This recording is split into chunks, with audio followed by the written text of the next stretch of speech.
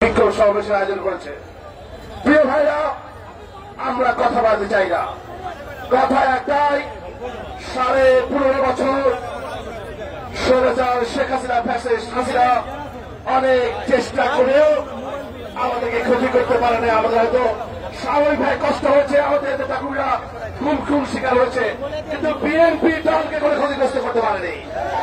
দিন যত শেখ হাসিনা যত অন্যায় করেছে, অত্যাচার করেছে আমাদের উপর, ততই ধীরে ধীরে আমাদের শক্তি বৃদ্ধি পেয়েছে। আর যারা নতুন করে বিএনপি বিরুদ্ধে ষড়যন্ত্র করছে, তাদেরকে স্পষ্ট ভাষায় বলতে চাই, যদি এই দেশের ফ্যাসিস্টদের বিচার হয়, তাহলে অবশ্যই আমরা বলতে চাই, যারা ৭১ এই দেশের স্বাধীনতা লড়াইয়ের বিরুদ্ধে অবস্থান নিয়েছে, যারা এই দেশকে চাইনি, তাদেরও বিচার শুরু করতে হবে। আমরা এই সরকারের কাছে এই দাবি জানাবো, অবশ্যই যে কোনো মূল্যে ৭১ পরদের শত্রুদেরও বিচার করতে হবে, ফ্যাসিস্টের বিচার করতে হবে। আমি কথা বলতে চাই না, বৃষ্টি বিঘ্নিত আজকের এই সমাবেশে ইতিমধ্যে আপনারা অনেক কষ্ট করে এসেছেন। আমি আর কথা বলবো না, আমাদের মিছিলটি এখান থেকে শুরু করে স্তরে গিয়ে শেষ করব। দয়া করে অতীতে আমরা আমাদের কোন বাধা, কোন বিপত্তি কৃষক দলের অগ্রযাত্রাকে রহিত করতে পারেনি। আমরা আশা করছি কোন বৃষ্টি, কোন প্রাকৃতিক দুর্যোগ আমাদেরকে মিছিলে বিঘ্নিত করতে পারেনি। প্রত্যেকটা নেতা কর্মী আপনার মিছিলের শুরু থেকে শেষ পর্যন্ত অংশগ্রহণ করে ওই রাজাকারদের বিরুদ্ধে, ঘাতকদের বিরুদ্ধে আপনাদের ঘৃণা প্রকাশ করবেন, প্রতিবাদ জানাবেন। এই কথা বলে আমি আমার কথা শেষ করছি। বন্ধুরা, এই পর্যায়ে আজকের প্রধান অতিথি বিগত আন্দোলনের অবরত যোদ্ধা আমাদের ছোট বড় ভাই বিএনপির সিনিয়র যুগ্ম মহাসচিব জনতা রেজিমেন্টকে বক্তব্য দেয় প্রতিবাদ মিছিল, বিক্ষোভ মিছিল শুরু করবার প্রদান করার জন্য বিরোধী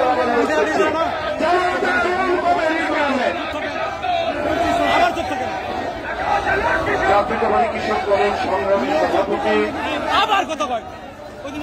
জনাব হাসান জাফর তুহিন, সংগ্রামী সাধারণ সম্পাদক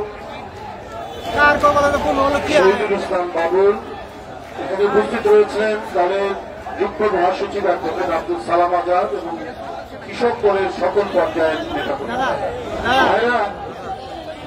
তুহিন বাবুলের নেতৃত্বে আজকের এই প্রতিবাদ মিছিল সমাবেশ শেষ করে আপনারা করবেন। আমি মনে করি এটা অত্যন্ত যৌক্তিক। আজকের এই প্রতিবাদ মিছিলটা কারা কটূক্তি করছেন, কারা অপপ্রচার করছেন, তারা কারা, আপনারা ওই আন্দোলনে 15-16 বছরের আন্দোলনে আপনাদের নেতাকে ফাঁসি দিয়েছে শেখ হাসিনা। এরপর কি করেছেন? ঘরে বসে সামাজিক গণমাধ্যমে লেখালেখি আর অন্যের বিরুদ্ধে কুৎসা রটানো ছাড়া আর কিছু করেনি। এখনো সেই কাজটা করছে। এই যে জুলাই আগস্টের আন্দোলন, এই আন্দোলনকে ঐক্যবদ্ধ, সুসংগঠিত এবং ছাত্র জনতার আন্দোলনের কাফেলায় সেখানে যোগ দিয়ে তার শক্তি এবং তার পরিসর বাড়ানোর জন্য নির্দেশ কে দিয়েছিলেন? 10,000 মাইল দূর থেকে বিএনপি ভারত চেয়ারম্যান তারেক রহমান। আমরা এই যে গতকাল ছিল 1 বছর আগে, কমপ্লিট শাটডাউন। এই কমপ্লিট শাটডাউন যখন ঘোষণা দিল, আমি নিজে প্রেস মিটিং করে পুলিশের হাত থেকে গ্রেপ্তার এড়িয়ে কোন এক বাসা থেকে সেটার প্রতি সমর্থন জানালাম জনাব তারেক রহমানের। তাদের যত কর্মসূচি, সেই কর্মসূচিতে আমরা সমর্থন জানালাম এবং আমাদের দলের নেতা কর্মীদেরকে বললাম, আমাদের দলের নেতাকর্মীদের বললাম যে যারা এই আন্দোলনে থাকবে তারা হচ্ছে আমাদের এই সংগ্রামের এক একজন বীর হিসাবে তারা পরিগণিত হবে। তাহলে ছাত্র দলের 142 জন ছাত্র দলের নেতা মারা গেল, কৃষকালয় মারা গেছে 23 জন, তারা বিএনপির লোক, আরো শ্রমিক মারা গেছে, আমাদের কৃষক দলের নেতারা মারা গেছে, যুব দলের না 11 জন কৃষক দলের নেতা মারা গেছে। এরা কি হাওয়া থেকে মারা গেল, দুনিয়া থেকে চলে গেল, এমনি এমনি দুনিয়া থেকে চলে গেল অপর দুনিয়ায়? এই আন্দোলনের শহীদ, এই আন্দোলনের বিজয়ের পর শেখ হাসিনা যখন বিদায় নিলেন 3 দিন পর সরকার গঠন করা হল। সেই 3 দিন না ছিল পুলিশ, না ছিল প্রশাসন, না ছিল সরকার। সমাজের মধ্যে শান্তি স্থিতি বিরাজ রক্ষার্থে কারা কাজ করেছে? এই যে বিএনপি অঙ্গ সংগঠন নেতা কর্মীরা, ছাত্ররা করেছেন, তাদেরকে সহায়তা করেছেন। বন্ধুরা আমার, এই জন্যই যে আমরা আন্দোলনের মধ্যে দিয়ে একটা ঐক্যবদ্ধ শক্তি আমরা তৈরি হয়েছিলাম। কিন্তু সরকার গঠনের পর মনে হল কোন একটি বিশেষ গোষ্ঠীর সরকার। এখানে যে আমাদের এত ছেলের রক্ত ছড়ল, তাদের দেহ রাজপথে লুটিয়ে পড়ল, এইটার কি কোনো দাম নেই? কিন্তু আপনারা যা করতে চাইলেন আমরা অনেকটা তার বিরোধিতা করলাম। মব কালচার, মব সৃষ্টি করা, এটা আমরা মানতে পারিনি। এটা আন্দোলনের শক্তির একটি সরকার, ডক্টর ইউনূসের সরকারের সময় কেন এই কালচারটি প্রতিষ্ঠিত হবে? যখন ওই 3 দিন কোথাও ডাকাতি, কোথাও চুরি, কোনো অরাজকতা হয়নি, তাহলে সরকার গঠনের পরে কেন মব কালচার তৈরি হবে? এরপরে আমরা দেখছি যে মাজারে মাজারে হামলা হচ্ছে। এরপরে দেখছি মহিলা টুর্নামেন্ট, ফুটবল টুর্নামেন্ট, সেখানে হুমকি দেওয়া হলো, ওটা বন্ধ করে দেওয়া হলো। আরে আমরা তো গণতন্ত্র হচ্ছে আধুনিক রাষ্ট্র ব্যবস্থা গঠনের পথে এটা একটা যাত্রা। সেখানে প্রত্যেকেরই যাতে আত্মনিয়ন্ত্রণের অধিকার, প্রত্যেকের অধিকার থাকবে, আর নারী পুরুষ সমানভাবে তারা অধিকার ভোগ করবে। তাহলে এই মহিলা ফুটবল টুর্নামেন্ট বন্ধ করলো কারা? আপনারা সবাই জানেন। এগুলো কিসের আলামত? এত ভয়ঙ্কর আলামত আপনারা তৈরি করেছেন। আমরা এই বিষয়গুলোকে খুব একটা আমরা সমর্থন করিনি। আমরা মজার ভাষা সমর্থন করতেছি। আস্তে আস্তে আস্তে আমরা সত্যিকার অর্থেই একটা গণতন্ত্রের যাতে চর্চা হয়, এই কারণে বললাম সরকার আর আধুনিক রাষ্ট্র পরিচালনার দায়িত্ব তো রাজনীতিবিদের। তাহলে সেই রাজনীতিবিদরা আজকে বঞ্চিত করলো কেন? আজকে নির্বাচন পিছানোর কথা বলা হয় কেন? বলা হয় কেন? ফেসবুকে লেখা হয় যে 5 বছর পর পর্যন্ত এই সরকার থাকুক। এগুলো কি উদ্দেশ্য প্রণোদিত? তাহলে মনে হয় আমরা বলেছি ভাই যে 16-17 বছর এদেশের ভোটাররা ভোট দিতে পারেনি, এদেশের জনগণ ভোট কেন্দ্রে যেতে পারেনি, ভোট কেন্দ্র ছিল শূন্য, সেখানে 4 পা জন্তুর বিচরণ। ওই ভোট কেন্দ্র তো আমরা দেশের জনগণ চাইনি, এর জন্য 71 হয়নি, এর জন্য 90 হয়নি, এর জন্য 7ই নভেম্বর হয়নি। আমরা আবার ভোট কেন্দ্র জনগণ আর ভোটারের পদধ্বনিতে এইটা চাই। তার জন্যই এত আত্মত্যাগ, তার জন্যই এত কিছু। তাহলে ভোট কেন পিছাবে?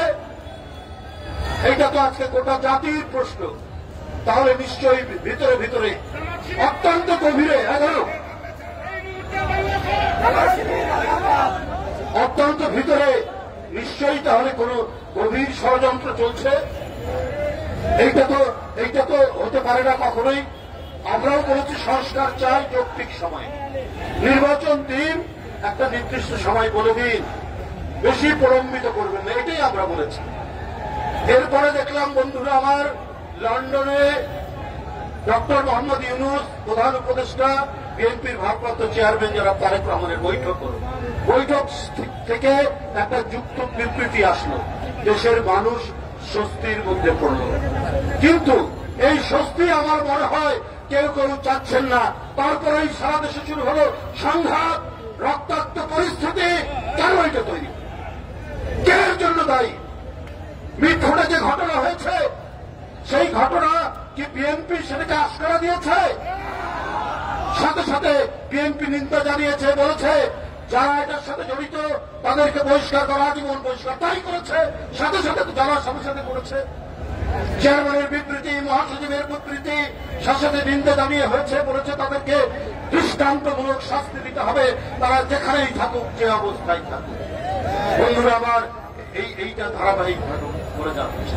এটা হল শেখ হাসিনার আমল নয়, যে নারায়ণগঞ্জের মাফিয়া, ওই কক্সবাজারের গডফাদার আর অন্য নাটোরের গডফাদার, তাদের জন্য শেখ হাসিনা পার্লামেন্টে তাদের পক্ষে কথা বলতেন। আর তারেক রহমান প্রতিদিন দলের যদি নামে কেউ চাঁদাবাজি করেছে, কেউ যদি অন্যায় করেছে, তাহলে সাংগঠনিক শাস্তি ব্যবস্থা, কেউ বহিষ্কার হচ্ছেন, কেউ আত্মহতি পাচ্ছেন, কারো পদ স্থগিত করা হচ্ছে, অথবা আমরা নিজেরাই পুলিশকে বলছি তাদের বিরুদ্ধে মামলা দিন, অথবা নিজেরাও আমরা মামলা দিচ্ছি। এই তো তারেক রহমান।